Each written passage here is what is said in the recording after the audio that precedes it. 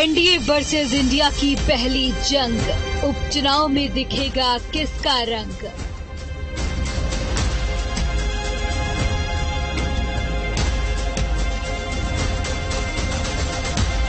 तैयारी पूरी तरीके से, घोसी की जनता बहुत जागरूक है, घोसी की जनता पूरी तरीके से तैयार है। आने वाले 5 तारीख को 24वें देश के प्रधानमंत्री मोदी जी को बनाने की बुनियाद रखेगी। घोसी टू बागेश्वर क्या समीकरण, 2024 के सेमीफाइनल का रण।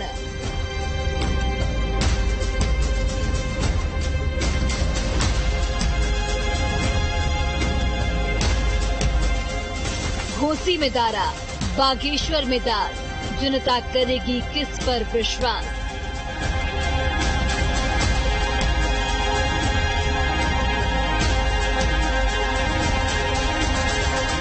शुरू से इस बात को कह रहा हूं कि हम बागेश्वर का चुनाव प्रचंड बहुमत से जीतेंगे।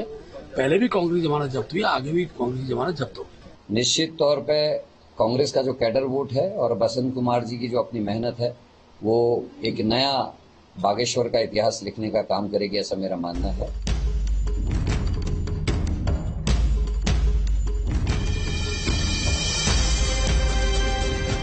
घोसी बागेश्वर कड़ी टक्कर। 2024 के महामुकाबले में किसका पलड़ा भारी होगा, इसका अंदाजा 5 सितंबर को होने वाले विधानसभा उपचुनाव में जनता बताएगी। 5 राज्यों में 5 सितंबर को चुनाव होने हैं, 7 विधानसभा क्षेत्रों में उपचुनाव होने हैं, जिसमें उत्तर प्रदेश का घोसी और उत्तराखंड का बागेश्वर भी शामिल है। वहां माना जा रहा है कि ये उपचुनाव एनडीए और इंडिया के बीच पहली लड़ाई होगी।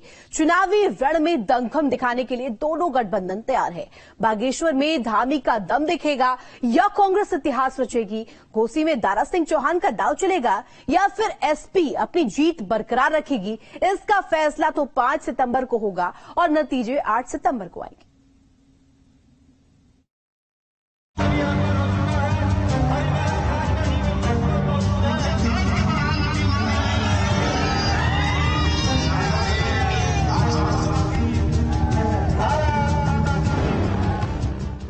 घोसी से एक बार फिर दारा सिंह चौहान ने दांव चला है। दारा सिंह चौहान ने मऊ की घोसी विधानसभा सीट से नामांकन भरा और बीजेपी की बड़ी जीत का दावा किया।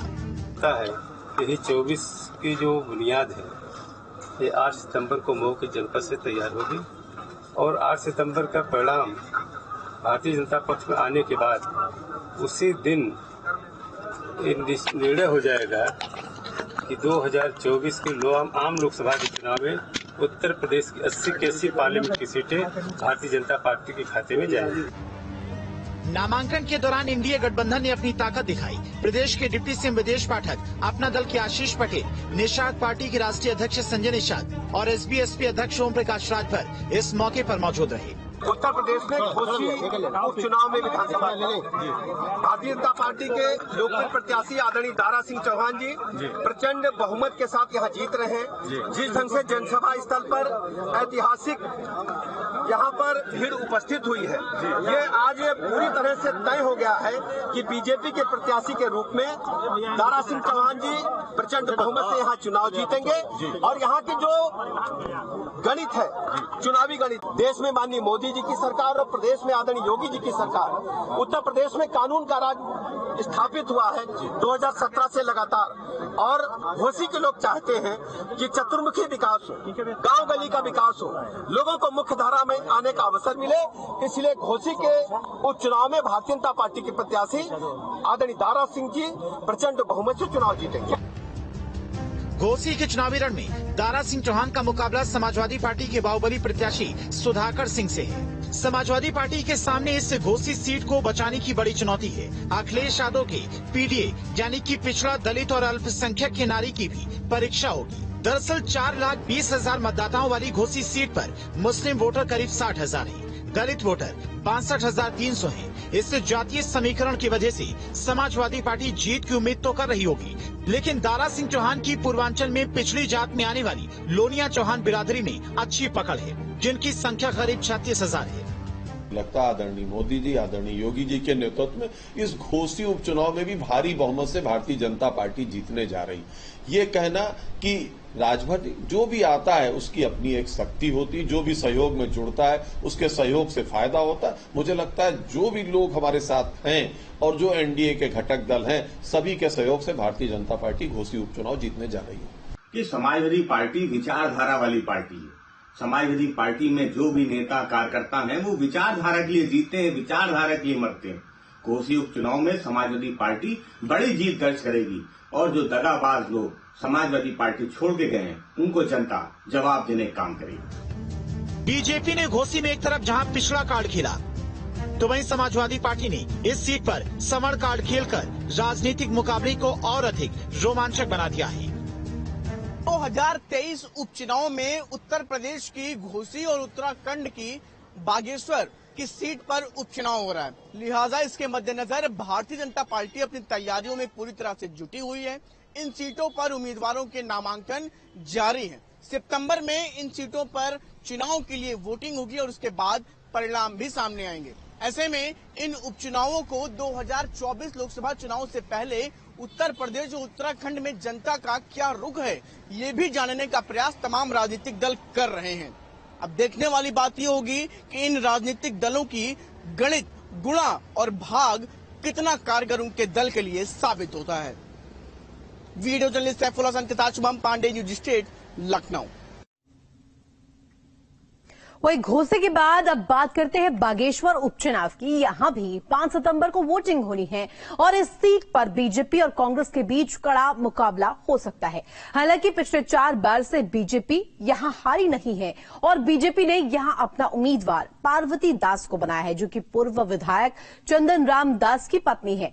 चंदन राम दास के निधन के बाद ये सीट खाली हुई और अब उपचुनाव हो रहे हैं।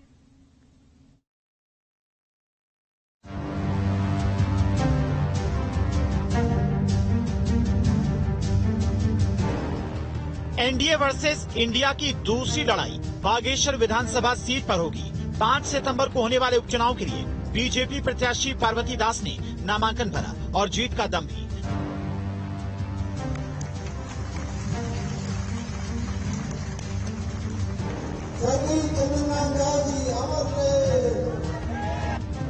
नामांकन के बाद प्रदेश के मुख्यमंत्री ने पार्वती देवी के समर्थन में जनता से वोट मांगे और पार्टी की बड़ी जीत का दावा किया। 5 तारीख को होने वाला जो चुनाव है, उस चुनाव का फैसला आज ही आपने कर दिया है और एक बार फिर से आप यहां से सारे रिकॉर्ड तोड़ने वाले हैं, सारे रिकॉर्ड तोड़ने वाले हैं। आप एक नया कीर्तिमान इस विधानसभा का बनाने वाले हैं।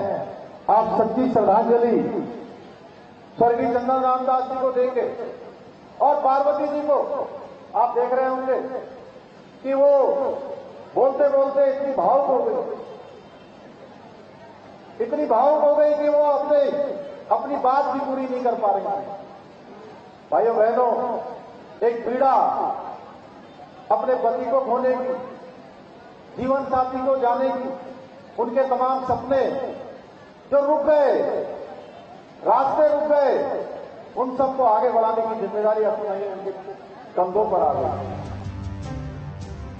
पूर्व विधायक चंदन रामदास की पत्नी पार्वती देवी के नामांकन में बीजेपी के प्रदेश अध्यक्ष महेंद्र भट्ट, प्रभारी मंत्री सौरभ बहुगुणा और पूर्व नगर पालिका अध्यक्ष सुबोध लाल शाह, पूर्व जिला अध्यक्ष शिव सिंह बिष्ट मौजूद रहे।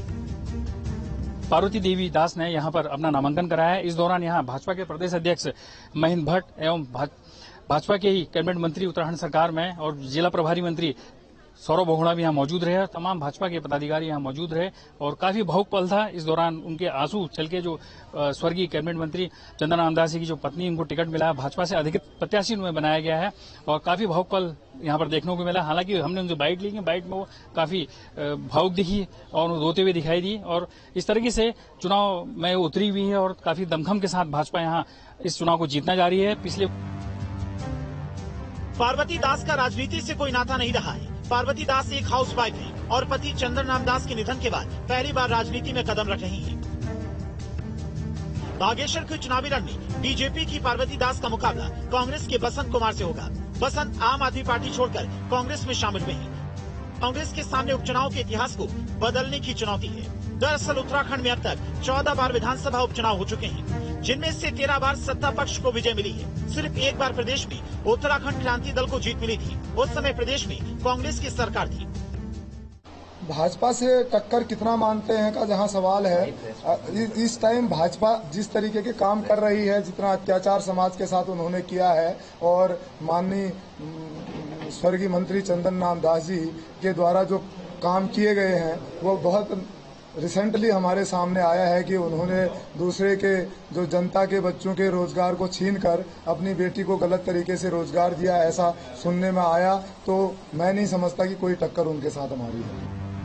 बागेश्वर सीट पर लगातार 4 बार से बीजेपी जीत के आई है। धामी सरकार में कैबिनेट मंत्री रहे चंद्रन रामदास के निधन के बाद यह सीट खाली हुई है। ऐसे में माना जा रहा है कि इस क्षेत्र की जनता की सहानुभूति की वजह से बीजेपी जीत सकती है। और अब देखना होगा कि बागेश्वर की जनता क्या पार्वती दास को भी भारी मतों से जीत दिलाती है, जैसे वो पिछले कई चुनाव से चंदन रामदास को जिताती रही है।